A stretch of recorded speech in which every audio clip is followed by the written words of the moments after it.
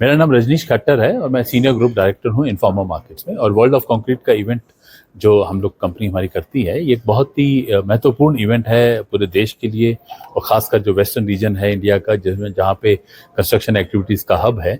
और आज जो हम लोग यहाँ प्रेस कॉन्फ्रेंस कर रहे हैं, उसका सबसे बड़ा मोटिव यही था कि हम लोग मीडिया के थ्रू इस इवेंट की अवेयरनेस करना चाह रहे हैं, और इस इवेंट में क्या क्या हाईलाइट्स हैं उसके बारे में बात करना चाहिए। हमने अंदर बात उठाई स्टार्टअप पेविलियन की।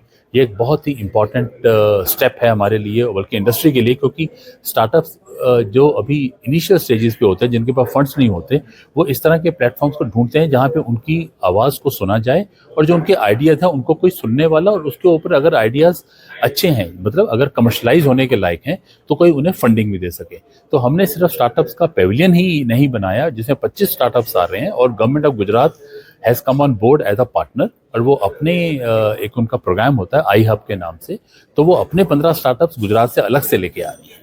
सो ये जो पेविलियन के साथ साथ इन्वेस्टर जोन का एक हमने जो एरिया बनाया है, वहाँ पे जो इन्वेस्टर्स हैं उन्हें स्टार्टअप्स प्रेजेंटेशंस देंगे, और उसके बाद उनकी ग्रिलिंग या उनसे जो क्वेश्चनिंग होगी वो इन्वेस्टर्स करेंगे।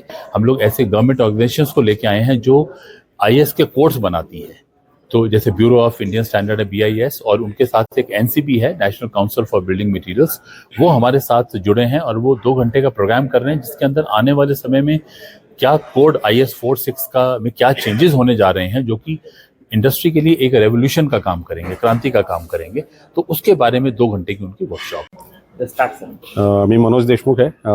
मी बिल्डर्स असोसिएशन ऑफ इंडिया महाराष्ट्राचा आत्ता सध्याचा सेक्रेटरी आहे. आम्ही 1941 साली बिल्डर्स असोसिएशन फॉर्म झालेलं आहे. तेव्हा म्हणजे प्री इंडिपेंडन्स फॉर्म झालं आहे, आणि तेव्हा बिल्डर्स म्हणजे those who build the nation, म्हणजे ब्रिटिशांनी ही संस्था स्थापन केलेली आहे. आज आमची संस्था पुण्यात स्थापन 41 साली झाली, आणि आता आम्ही काश्मीरपासून कन्याकुमारी आणि वेस्ट बेंगॉलपासून गुजरातपर्यंत आमचे 250 सेंटर्स आहेत, आणि 1.5 लाख मेंबर्स आमचे डायरेक्ट आणि इनडायरेक्ट मेंबर्स आहेत.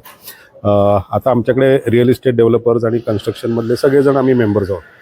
आता आम्हाला सध्याचा टार्गेट आहे, किंवा आता जसं प्राईम मिनिस्टरची गतिशक्ती योजना आली, जेव्हा 100 लाख कोटी प्राईम मिनिस्टरनी 2021 साली लॉन्च केलेले आहेत, आणि सगळ्या सेक्टर्समध्ये जाणार आहेत, म्हणजे रेल्वेज असतील, हायवेज असतील, वॉटरवेज असतील, इन्फ्रास्ट्रक्चर असेल, त्याच्यात हे सगळे पैशाचा विनियोग होणार आहे. आणि आता भारत 3rd लार्जेस्ट इकॉनॉमी होत आहे ग्लोबली.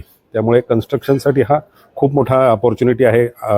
पुढचे 25-30 वर्ष तरी आम्हाला दिसतं की भरपूर काम आहे. काम करतानाचे चॅलेंजेस आहेत की बेस्ट टेक्नॉलॉजी भारतात येते, बेस्ट मटेरियल्स भारतात येत आहेत, पण एक्झिक्यूट करायला खूप चॅलेंजेस येतात. म्हणजे चॅलेंजेस म्हणजे एक तर स्किल्ड मॅनपॉवर, आणि IT सेक्टर आल्यामुळे कॉम्पिटिशन आलेले इंजिनियर्स फार कमी सिव्हिल इंडस्ट्रीमध्ये काम करतात. अशा कामातून आम्ही हे वेगवेगळे असोसिएशन्स एकत्र काम करतोय. आर्किटेक्ट्स असोसिएशन असतील, असे जे काही कॉन्क्रीटचे कॉन्क्लेव्स होत असतात, त्यामुळे आयडियाजची देवाणघेवाण होते, एकमेकांच्या अडचणी समजून घेतल्या येतात, आणि सोल्युशन पण कलेक्टिव्हली काढता येतं. So it was a nice opportunity being here, आणि त्यांनी आम्हाला बोलवलं आणि आमचा व्हॉइस रेज करायला किंवा ऐकायला आम्हाला त्यांनी संधी दिली. धन्यवाद. Thank you so much. माझं नाव आप्पासाहेब भोसले. मी इंडियन कॉन्क्रीट इन्स्टिट्यूटचा पास्ट सेक्रेटरी आहे, आणि मी विजय शिर्के कन्स्ट्रक्शन कंपनीमध्ये इंजिनिअरिंग डिव्हिजनचा हेड आहे. आपल्या पुण्यामध्ये रिअल इस्टेटचं जे काही मार्केट आहे, किंवा जे आता जी डिमांड आहे, तर ती पहिल्यापासून चांगली आहे, आणि इवन देशामध्ये जे काही अग्रगण्य सिटी आहेत त्याच्यामध्ये पुण्याचा हा बऱ्यापैकी डिमांडमध्ये नंबर लागतो असं आहे. तर ह्याच्यामध्ये 2 टाईपचे जे कन्स्ट्रक्शन आहेत, तर त्याच्यामध्ये एक नवीन प्रोजेक्ट आणि रिडेव्हलपमेंट प्रोजेक्ट, असे 2 टाईपचे प्रोजेक्ट चालतात.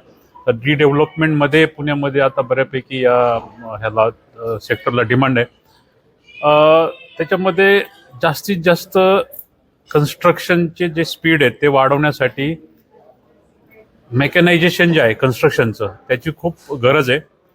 आणि प्रीफॅब्रिकेटेड स्ट्रक्चर्स, जसं प्रीकास्ट कन्स्ट्रक्शन टेक्नॉलॉजी, या सिस्टम जर का अडॉप्ट झाल्या, तर याच्यामध्ये प्रोजेक्ट लवकरात लवकर कंप्लीट होण्यासाठी, चांगली क्वालिटी अचीव करण्यासाठी, नंतर सेफ्टीसाठी आणि क्वालिटी बेसिकली मिळण्यासाठी चांगली मदत होईल. So new Pune also required the new systems and technology and mechanization for the faster, safer and economical construction systems. So this is the need of today, being we are going for a high-rise building in Pune now.